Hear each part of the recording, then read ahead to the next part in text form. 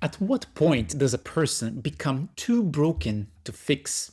Not just a bad week, not just one wrong decision, but over and over again. Someone who said the wrong thing at the wrong time again and again. And here is maybe an even harder question. Can God heal this kind of trauma without erasing our memory, without wiping out who we are? Because that's exactly what we're going to look at today. And I think the answer is going to surprise you. Let's talk about Peter. Peter was one of the 12 disciples, the man who walked with Jesus for the last 3.5 years of his life on earth. These guys were not casual followers. They're with him every day. They heard every teaching, and when the crowd went home, they stayed. And Jesus explained everything again to them, just in case they hadn't understood. But Peter, James, and John were on another level entirely. They were the inner circle, the ones Jesus took with him to the most important moments. And still, they didn't get it. Jesus was teaching about loving your enemies, but James and John wanted to call fire down from heaven and burn an entire Samaritan village. Jesus was teaching about humility, and the disciples were talking about which one of them would be the greatest. Jesus repeated over and over again that his kingdom was not of this world. They are still expecting him to lead a revolution against the Romans and restore Israel to its former glory. They were so deep inside their own expectations that they couldn't hear what Jesus was actually saying. It was too different from everything that they had been taught to believe. And Peter specifically had a gift for saying the wrong thing at exactly the wrong moment. There was this time when a sick woman pushes through a crowd to touch Jesus, hoping to be healed. Jesus stops and asks, "Who touched me?" That question had a purpose. Jesus wanted to draw her out, to see her, to talk to her, but Peter interrupts and answers, "Master, the people are crowding and pressing against you, and you're asking who touched you? Come on." The question was not for him. He missed the entire point. But Jesus manages to fix everything and brings the situation back on track. Then in the Garden of Gethsemane, just hours before the crucifixion, a group of soldiers comes to arrest Jesus. Peter pulls out a sword and cuts off a soldier's ear. Now let's be honest. He was not aiming for the ear. He was aiming for his head, and he missed. Peter was a mess, but he was a loyal mess, and that matters. At the Last Supper, Jesus says something that stops the room. He tells his disciples that all of them will abandon him that night. Peter can't stay quiet. "Lord, I'm ready to go with you to prison and to death." Jesus looks at him and says, "I tell you, Peter, before the rooster crows today, you will deny 3 times that you know me." Peter doesn't believe it. None of them do. A few hours later, Jesus is arrested in the garden. The disciples scatter, but Peter follows. From a distance, but follows. Now, Jesus is taken to the house of Annas, the father-in-law of the high priest, and then he sends him to Caiaphas, the high priest. And Peter is in the courtyard below. It is in the middle of the night, cold, dark. A charcoal fire is burning, and people are gathered around it to stay warm. Peter stands with them. He's trying to see what's going on, what's happening. That's when it starts. A servant girl saw him seated there in the firelight. She looked closely at him and said, "This man was with him," but he denied it. "Woman, I don't know him," he said. A little later, someone else says the same thing. He denies it again. About an hour passes, and then a third person speaks up. "Certainly, this fellow was with him, for he is a Galilean." But here I want to share with you another version of the same verse. "Surely you also are one of them, for your speech betrays you." This is interesting. 3.5 years of walking with Jesus, 3.5 years of not fully understanding, interrupting, missing the point, swinging swords at people's head and hitting their ears. But somewhere along the way, something had changed. This rude fisherman had been around Jesus long enough that the way he spoke, his manner, his vocabulary had started to sound like Jesus. His way of speaking, his behavior, he was a little bit more like Jesus than 3 years ago. He didn't even notice it happening, but it did. When you spend long enough with someone, you pick up some of his ways. So now, Peter does the only thing he can think of. He goes back to being the old Peter, the Peter from before he met Jesus, the fisherman who has never heard of any of this. He curses and swears to prove he doesn't know him. And immediately the rooster crows. Jesus looked at him. Not a look of anger, not a look of I told you so, just a look. And Peter remembered everything. And that was the last time Peter saw Jesus before his death.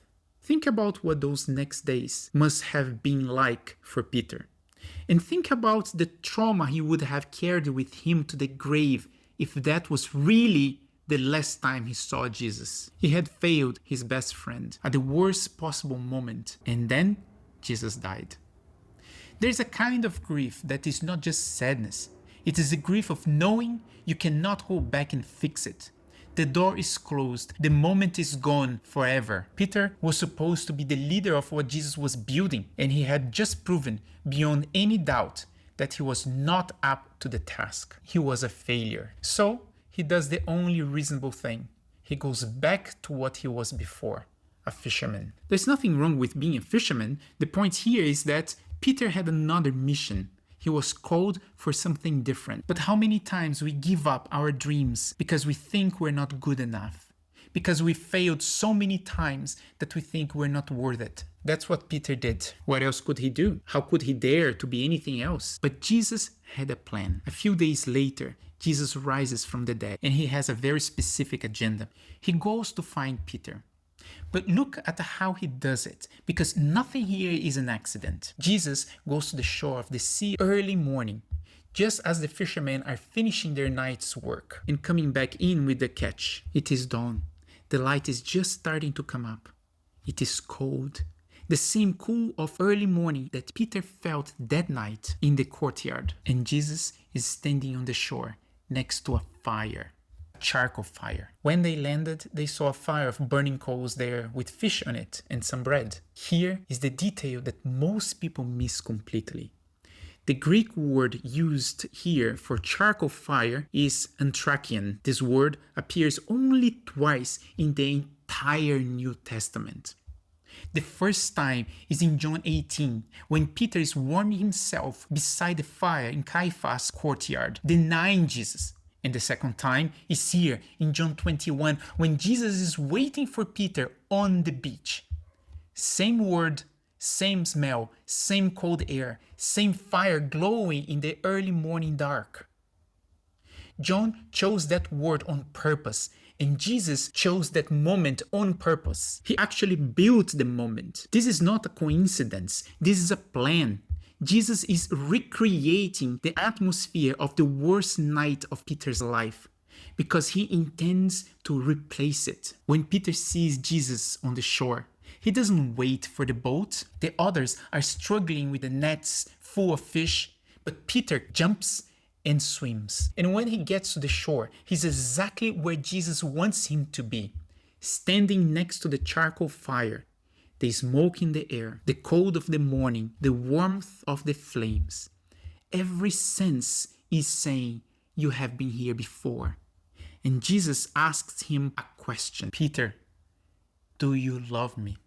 When Jesus is waiting for Peter on the beach, it is as if Jesus is saying, you said you didn't know me before, but I'm giving you another chance. You don't have to stay locked into that version. Nobody has to stay locked into the version of themselves that was a mistake. So, what do you say now, Peter? Peter answered, yes, Lord, you know that I love you. Jesus said, feed my lambs.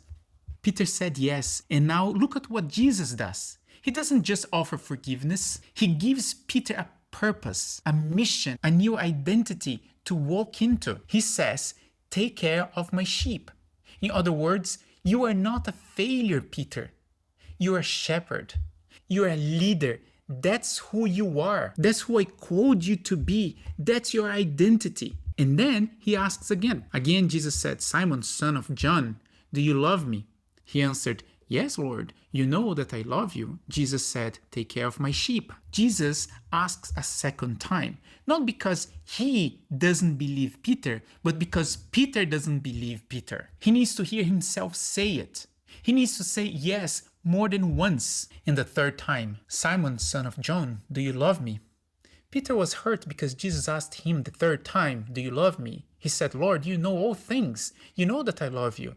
Jesus said, feed my sheep. 3 questions. Same fire, same cold morning. Jesus is overwriting his trauma. Every time Peter smells charcoal smoke at the dawn from now on, he will not only remember the night he gave up on Jesus and on himself, he will also remember this morning when Jesus looked at him and said, who do you want to be?